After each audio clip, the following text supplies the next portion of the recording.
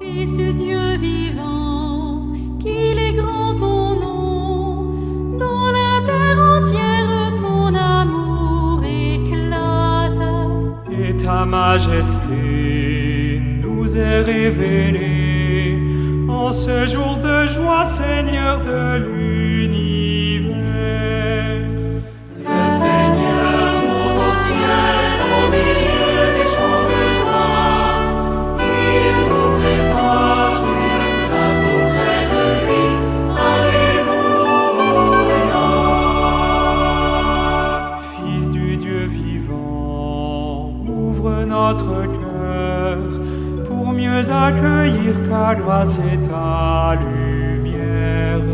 Fais grandir la foi de tous les croyants, source d'espérance, Jésus-Christ sauveur. Le Seigneur monte au ciel au milieu des chants de joie. Il nous prépare une place auprès de lui. Alléluia.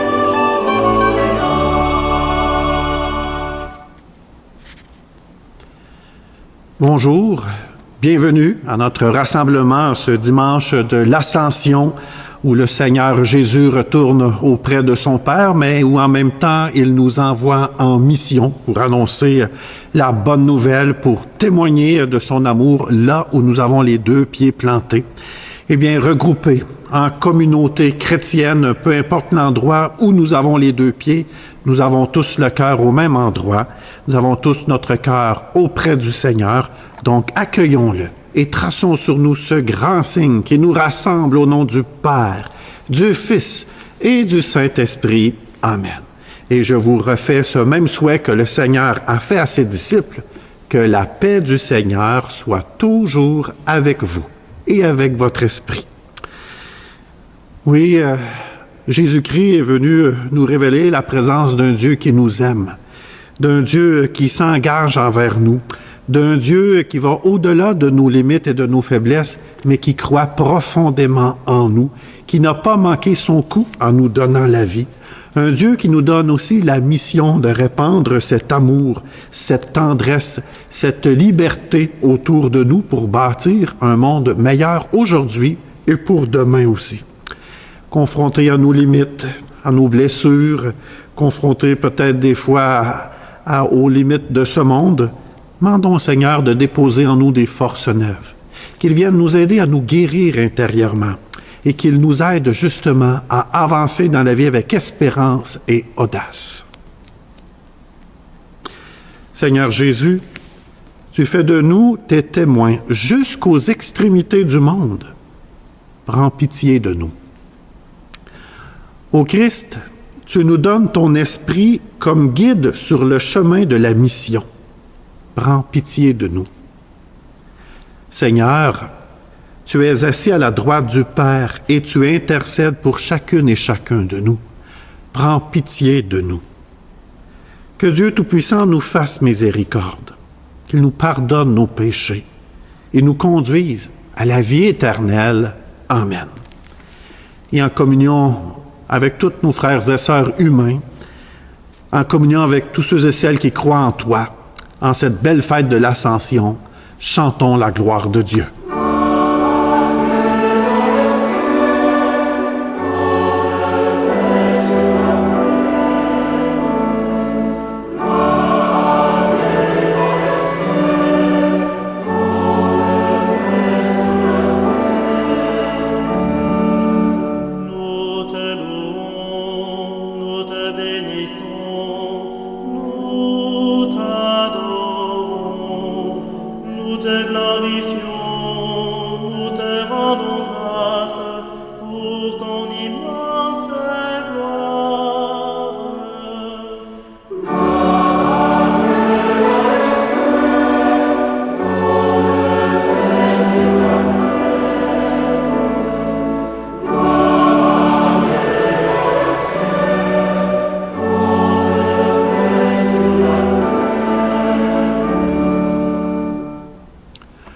Recueillons-nous, d'abord en silence, justement pour nous centrer sur cette présence qui nous habite déjà, celui qui nous élève, celui qui nous met en marche aujourd'hui.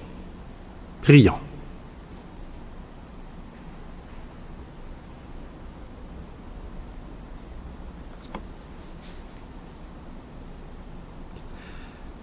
Dieu Tout-Puissant, fais-nous exulter d'une joie sainte et nous réjouir dans une fervente action de grâce, car l'ascension de ton Fils, le Christ, nous introduit déjà auprès de toi, nous, les membres de son corps dont il est la tête, appelés à vivre en espérance dans la gloire où il nous a précédés, lui qui vit et règne avec toi dans l'unité du Saint-Esprit, Dieu pour les siècles des siècles.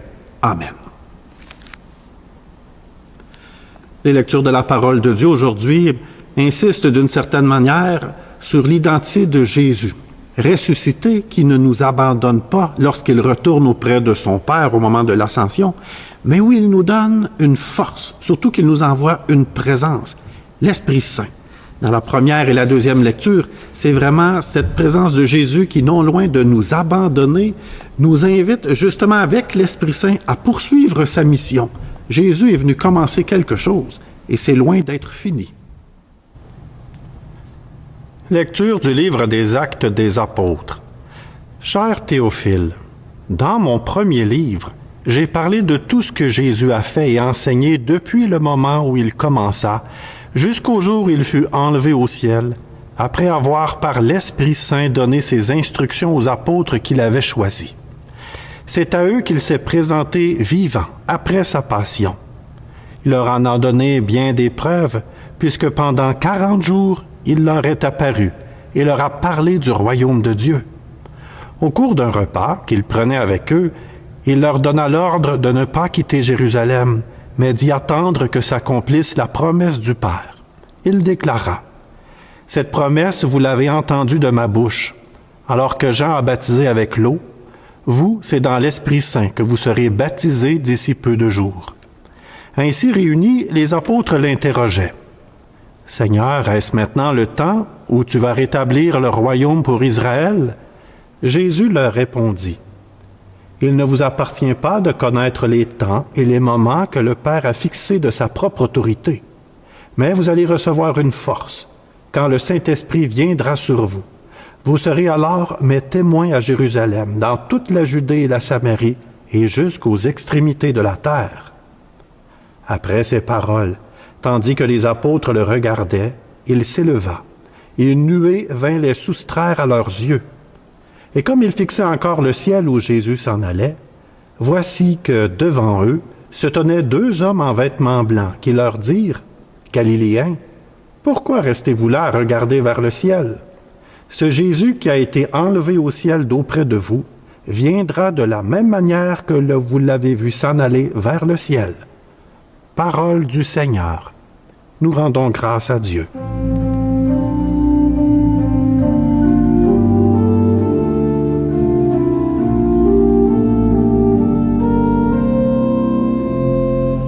Le Seigneur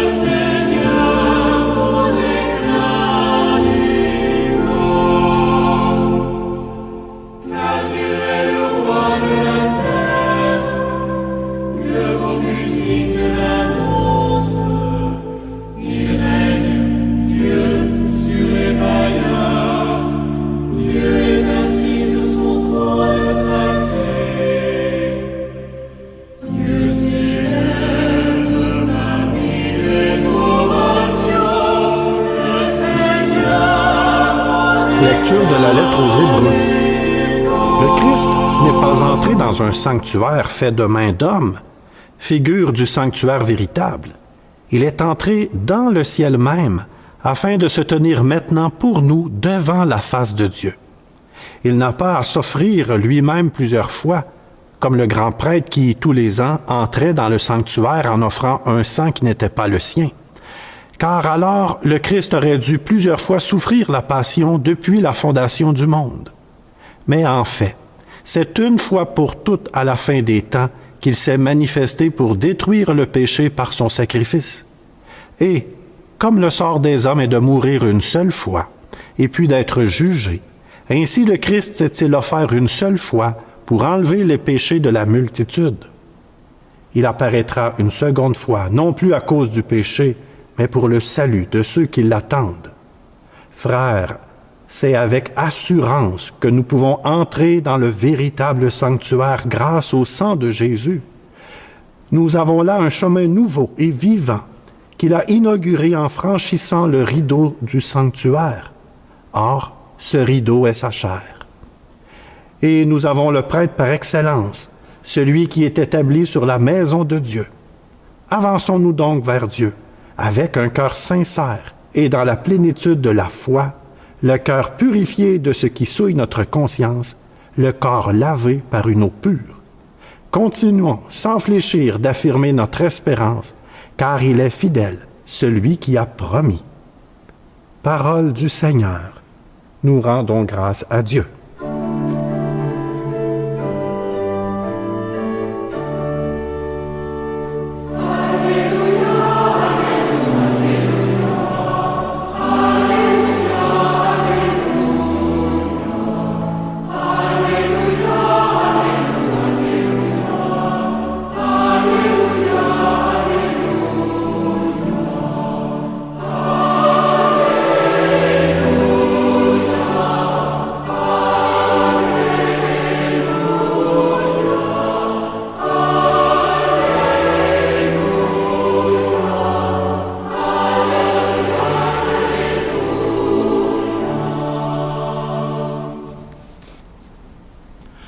Le Seigneur soit avec vous et avec votre esprit. Bonne nouvelle de Jésus-Christ selon saint Luc. Gloire à toi, Seigneur. En ce temps-là, Jésus ressuscité apparaissant à ses disciples leur dit: Il est écrit que le Christ souffrirait, qu'il ressusciterait d'entre les morts le 3e jour et que la conversion serait proclamée en son nom pour le pardon des péchés à toutes les nations, en commençant par Jérusalem. À vous d'en être les témoins. Et moi, je vais envoyer sur vous ce que mon Père a promis. Quant à vous, demeurez dans la ville jusqu'à ce que vous soyez revêtus d'une puissance venue d'en haut. Puis Jésus les amena au dehors jusque vers Béthanie, et levant les mains, il les bénit. Or, tandis qu'il les bénissait, il se sépara d'eux, et il était emporté au ciel. Ils se prosternèrent devant lui, puis ils retournèrent à Jérusalem avec grande joie. Ils étaient sans cesse dans le temple à bénir Dieu. Acclamons la parole de Dieu. Louange à toi, Seigneur Jésus.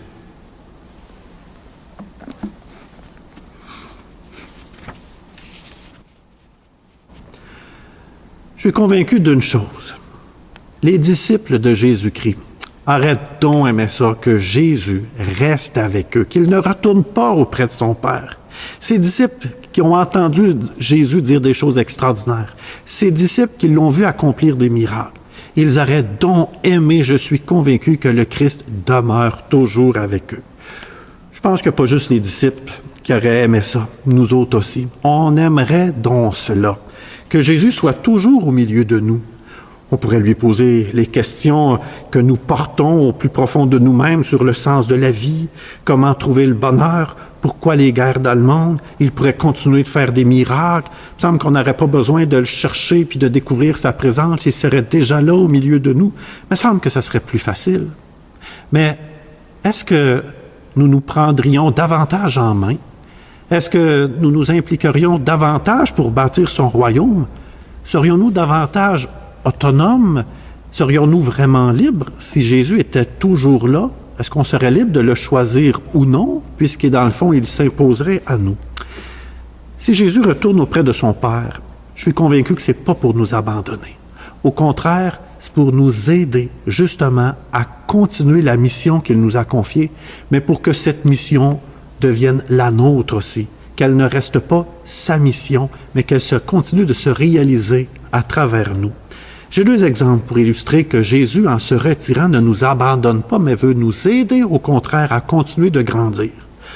Je prends l'exemple bien simple de parents qui, voyant leur enfant devenir de jeunes adultes, ces parents doivent tranquillement se retirer de la vie de leur enfant pour que ces derniers puissent devenir justement responsables, qu'ils puissent, avec leur liberté, apprendre à relever les défis de la vie présente, pour subvenir à leurs besoins, pour être capable de développer de nouvelles compétences, pour devenir autonome, s'épanouir et justement trouver le vrai sens du bonheur aussi aujourd'hui. Si des parents continuaient à tout faire à la place de leur enfant, le jour où ces parents ne seraient plus là, comment est-ce que les enfants pourraient vraiment devenir des adultes libres, responsables, autonomes, si les parents font toujours à leur place? Autre exemple, j'ai une famille dont je suis très proche, et le grand-père de cette famille a fondé une entreprise. De rien, alors qu'il était plus jeune, il est parti de rien, avec une idée originale. Il a su concevoir un produit unique. Ce sont des réservoirs à eau chaude. C'est un produit, on pourrait dire, bien anodin, mais qui quand même est bien important. Un produit particulier, plutôt que d'être justement un réservoir à eau chaude qui est chauffé avec des éléments, il s'agit dans le fond de contenants dans lesquels l'eau va circuler. Elle ne reste pas dans le contenant, mais où elle est réchauffée instantanément. Alors évidemment, ce produit a eu, je dirais, un effet extraordinaire et l'entreprise a grossi, grandi, elle a fait des petits et aujourd'hui, c'est une entreprise qui va vendre partout aux États-Unis et au Canada. Plusieurs employés se sont greffés à cette entreprise familiale. Mais le grand-père arrive à cette étape où il doit passer à l'autre génération dans la famille, les rênes, j'oserais dire, de l'entreprise. Il ne peut pas toujours continuer. Il doit préparer la relève pour que l'entreprise puisse continuer de grandir et d'être florissante. Évidemment, c'est un deuil. C'est quelque chose qui n'est pas évident de devoir laisser d'une certaine manière son bébé, de devoir confier le projet qu'il a chéri durant toute sa vie à une autre génération. Mais pour que l'entreprise puisse continuer de grandir, qu'elle puisse, j'oserais dire, continuer de faire des profits, qu'elle puisse continuer de réaliser son objectif, qui est d'offrir un bon produit, il doit justement aider l'autre génération à devenir responsable, autonome et à bien gérer l'entreprise. Et pour cela, non seulement il doit transmettre ses connaissances, mais aussi, avec douceur, se retirer tranquillement de ce projet. Jésus, en vivant cette ascension, en retournant auprès de son Père, nous rend vraiment participatifs de sa mission. Il est celui qui veut vraiment nous rendre des témoins vivants de Jésus-Christ aujourd'hui, parce qu'il veut passer par nous, par nos mains, par nos bras, par nos efforts, par nos idées, par nos efforts collectifs pour bâtir un monde meilleur. Et pour cela, nous devons devenir autonomes, responsables. Nous devons apprendre, avec la force de l'Esprit Saint, justement, à discerner qu'est-ce que le Seigneur veut pour nous aujourd'hui. Quel est son projet? C'est le projet de Jésus, mais il doit passer à travers nous pour se réaliser. Avec mes qualités, mes talents, avec mon histoire, avec ce que je suis, je peux vraiment contribuer au projet du royaume de Jésus-Christ. Pas juste plus tard, mais maintenant. Peu importe ma condition, mon âge, peu importe où je suis, je peux contribuer à la mission de Jésus-Christ. Je peux moi aussi devenir responsable de son projet. Je peux moi aussi devenir un collègue de sa mission. Et cela, je le bâtis avec mes frères et sœurs. Oui, dans le fond, Jésus, en se retirant, ne nous abandonne pas. Au contraire, il nous envoie même son Esprit Saint pour nous donner le courage, nous donner la confiance, nous donner la sérénité, la paix qui nous permet à notre tour de grandir, de devenir adultes dans la foi et de continuer ce projet que Jésus nous a donné de bâtir son Église. L'Église, c'est pas quelque chose qu'un jour qui va être terminé, accompli, fini. C'est un projet qui dure tout le temps. C'est un projet en construction durant toute une vie, avec des hauts, avec des bas, avec des défis, des déceptions, mais aussi de grandes joies, puisque nous réalisons le projet de Dieu pour nous aujourd'hui. Bien, dans notre célébration, nous pouvons peut-être justement évoquer cet Esprit Saint pour qu'il nous aide à réaliser la mission de Jésus, qu'il nous aide à devenir ses témoins dans le monde d'aujourd'hui, pour qu'il vienne justement à travers nos qualités, nos talents, notre témoignage, nous aider concrètement justement à poursuivre la mission qu'il a accompagnée pour que nous devenions des adultes dans la foi. Amen.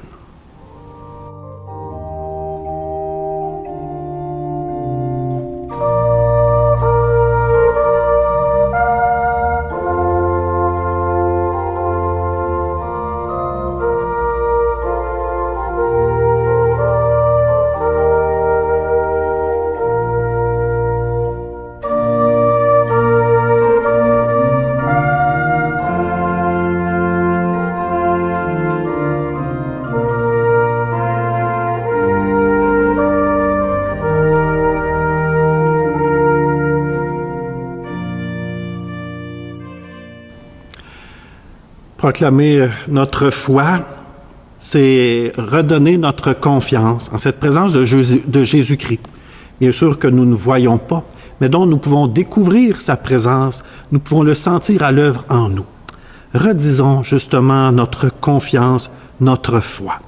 Je crois en Dieu, le Père Tout-Puissant, Créateur du ciel et de la terre, et en Jésus-Christ, son Fils unique, notre Seigneur, qui a été conçu du Saint-Esprit, est né de la Vierge Marie, a souffert sous Ponce Pilate, a été crucifié, est mort et a été enseveli, est descendu aux enfers le 3e jour, est ressuscité des morts, est monté aux cieux, est assis à la droite de Dieu le Père Tout-Puissant, d'où il viendra juger les vivants et les morts.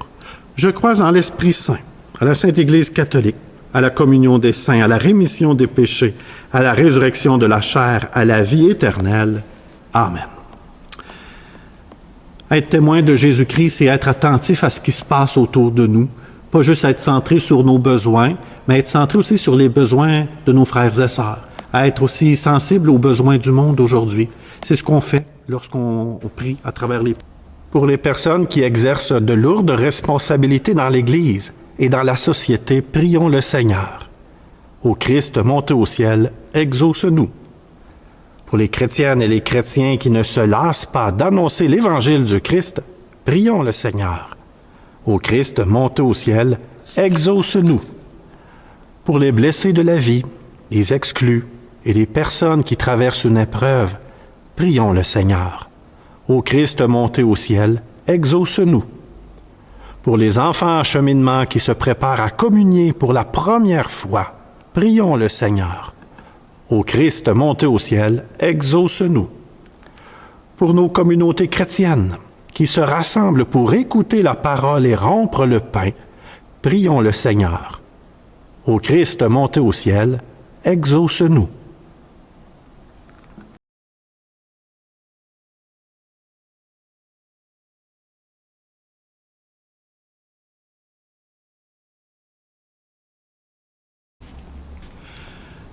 À ce moment-ci de notre rassemblement, confions nos propres intentions personnelles avec cette assurance que le Seigneur est à notre écoute, qu'il entend nos prières et également qu'il nous envoie en retour cet Esprit Saint. Quelle est votre intention de prière pour vous aujourd'hui?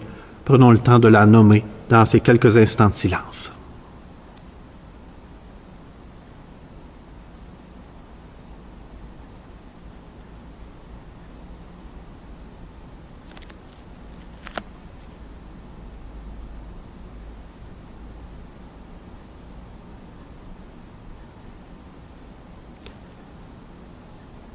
Seigneur, toi qui es la source de notre salut, entends notre prière. Accorde-nous d'être des signes de ta présence et donne-nous de te reconnaître en nos frères et sœurs. Nous te le demandons par ton Fils Jésus qui vit avec toi pour les siècles des siècles. Amen. Je disais que Jésus avait disparu de nos yeux. Il n'a pas totalement disparu, puisqu'à chaque Eucharistie, nous pouvons le voir à travers le pain et le vin donné, nourriture pour nous donner force justement pour bâtir le royaume de Dieu. Eh bien, adorons cette présence du Christ que nous allons recevoir justement pour poursuivre sa mission aujourd'hui.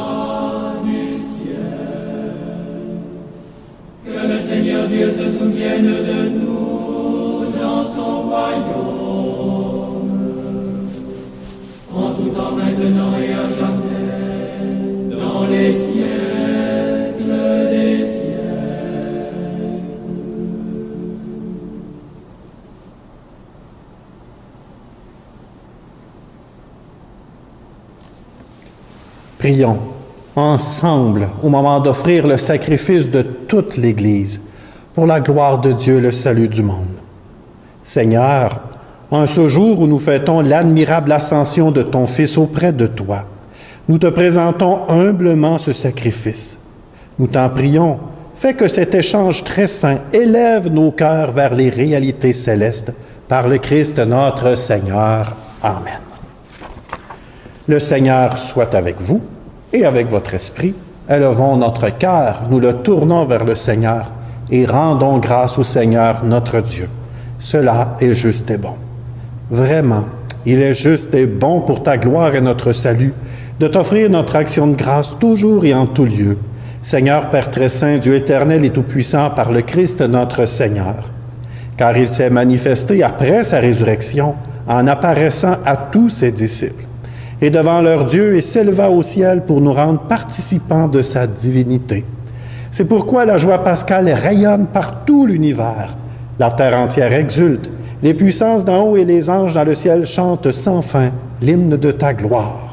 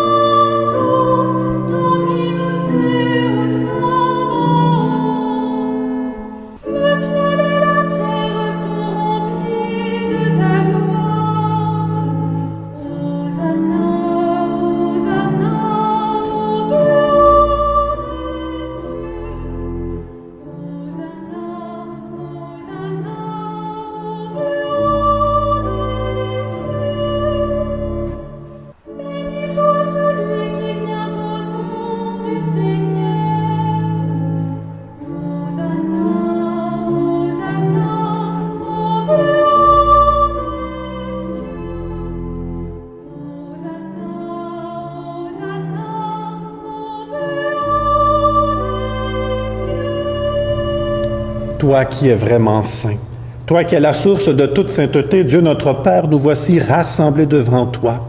Et dans la communion de toute l'Église, nous célébrons le jour très saint où notre Seigneur, ton Fils unique, ayant pris notre nature avec sa faiblesse, la fit entrer dans la gloire près de toi. Par lui qui siège désormais à ta droite, nous te prions. Sanctifie ces offrandes en répandant sur elles ton esprit. Qu'elles deviennent pour nous le corps et le sang de Jésus, le Christ notre Seigneur. Au moment d'être livré et d'entrer librement dans sa passion, il prit le pain, il rendit grâce, il le rompit et le donna à ses disciples en disant, « Prenez, mangez-en tous, ceci est mon corps, livré pour vous. »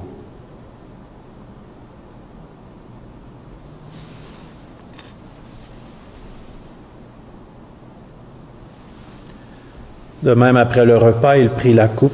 De nouveau, il rendit grâce et la donna à ses disciples en disant, « Prenez et buvez-en tous, car ceci est la coupe de mon sang, le sang de l'alliance nouvelle et éternelle qui sera versé pour vous et pour la multitude en rémission des péchés. Vous ferez cela en mémoire de moi. »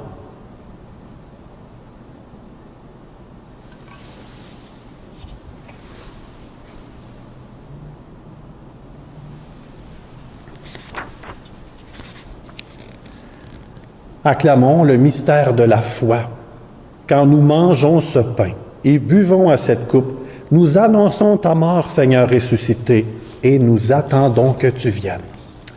En faisant ainsi mémoire de la mort et de la résurrection de ton Fils, nous t'offrons, Seigneur, le pain de la vie et la coupe du salut.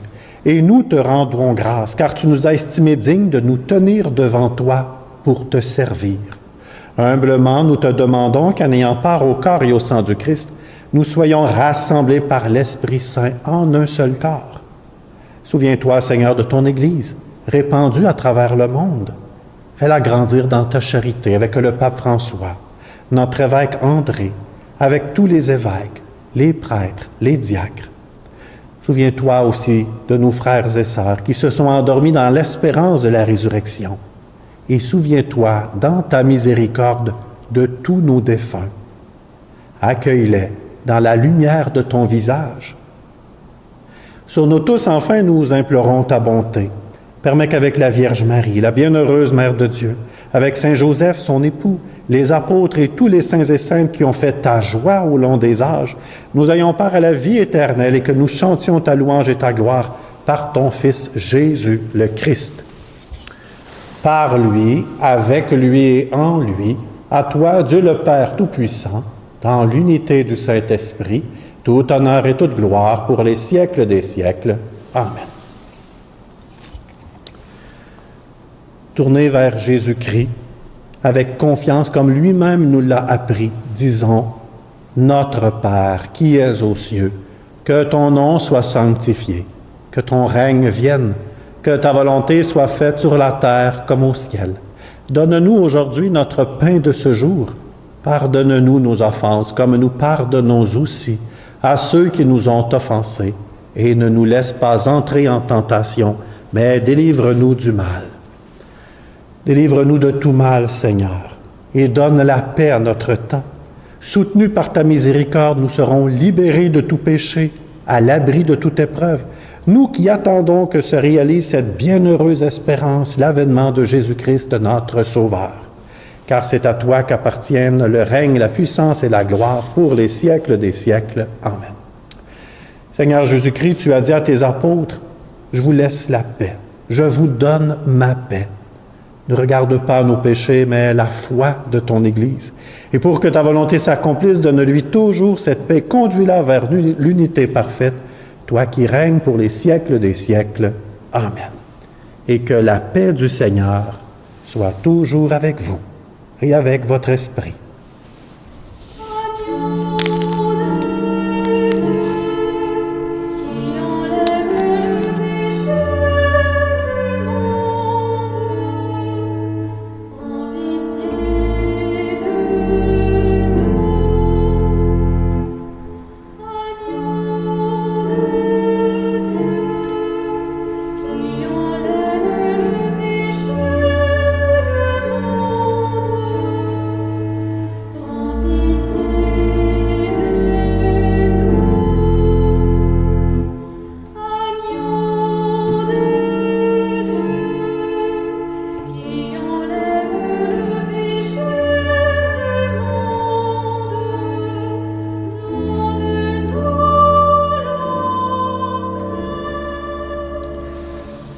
Et voici celui qui nous envoie témoigner de sa présence au milieu du monde d'aujourd'hui.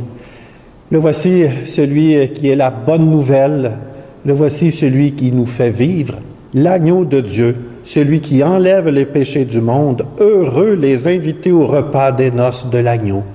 Seigneur, je ne suis pas digne de te recevoir, mais dis seulement une parole, et je serai guéri.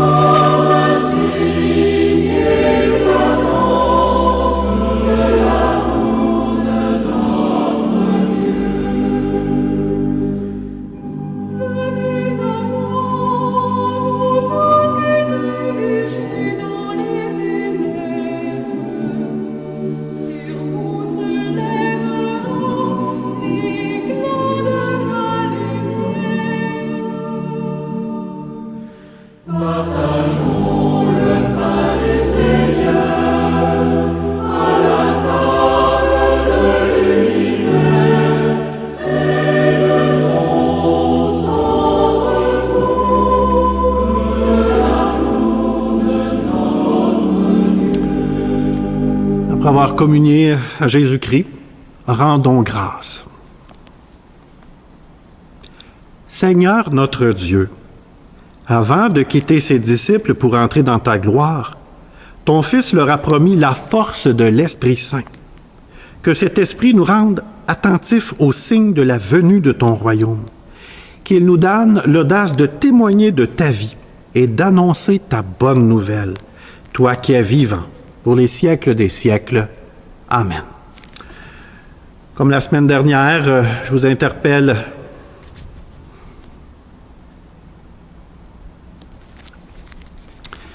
si ce n'est pas déjà fait, je vous interpelle, surtout pour les personnes qui habitent la région des Bois-Francs de Victoriaville, à remplir ce sondage sur la pastorale des adultes. Alors, vous retrouvez le lien Internet. En cliquant dessus, vous allez vous retrouver directement sur le sondage. Quelques petites questions qui nous permettent peut-être de mieux identifier les besoins pour savoir justement mieux y répondre. Alors, merci de prendre ces quelques minutes justement pour répondre à ce sondage sur la pastorale ici dans les Bois-Francs. Je vous rappelle également ce concert de Robert Lebel qui va avoir lieu ici à Victoriaville, à l'église Notre-Dame de l'Assomption, le vendredi 17 juin prochain. Alors, des billets sont en vente au coût de 20 $. Vous pouvez nous écrire sur Internet si vous voulez acheter des billets. Il y a moyen, on peut vous en réserver aussi. Alors, un beau concert avec Robert Lebel chez nous à Victoriaville. Venez justement à travers cette belle activité, louer le Seigneur à travers souvent des chants qu'on connaît bien aussi, des chants peut-être que vous fredonnez également. Alors, venez fredonner avec nous et avec Robert Lebel pour vivre un temps fort, j'oserais dire, de foi, pour venir justement vivre un moment intense aussi dans la foi. Alors, n'hésitez pas, écrivez-nous, peu importe d'où vous venez, cette fois-ci, bienvenue justement dans la région de Victoriaville. Maintenant, je vais demander au Seigneur de tous nous bénir. Le Seigneur soit avec vous et avec votre esprit. Que Dieu Tout-Puissant vous bénisse, le Père, le Fils et le Saint-Esprit. Amen. Et maintenant, allez et demeurez dans la paix et dans la joie du Christ. Nous rendons grâce à Dieu. Je vous souhaite une très belle semaine.